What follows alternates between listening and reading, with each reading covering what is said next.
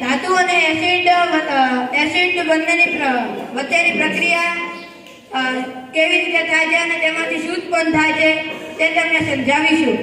તો પહેલા એલ્યુમિનિયમની ફોઇલ એટલે કે એલ્યુમિનિયમ અને હાઇડ્રોક્લોરિક એસિડ વચ્ચેની પ્રક્રિયા કેવી રીતે થાય છે અને શું ઉત્પન્ન થાય છે તે સમજાવીશું. તો પહેલા કસનળીમાં એલ્યુમિનિયમ ફોઇલ લઈશું અને તેની અંદર થોડું સાંદ્ર હાઇડ્રોક્લોરિક એસિડ ઉમેરીશું.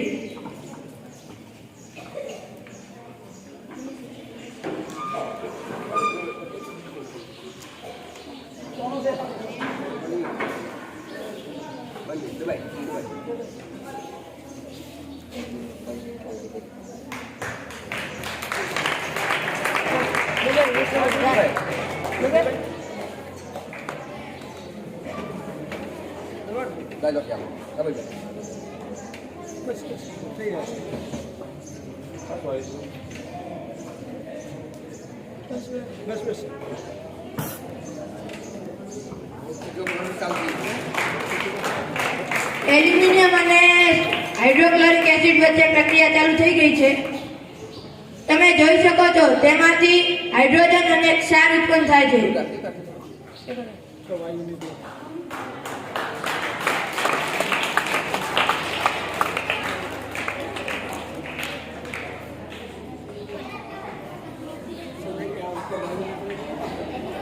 આ ઉપર કસનળીના ઉપરથી વાયુ નીકળે છે, હાઇડ્રોજન વાયુ.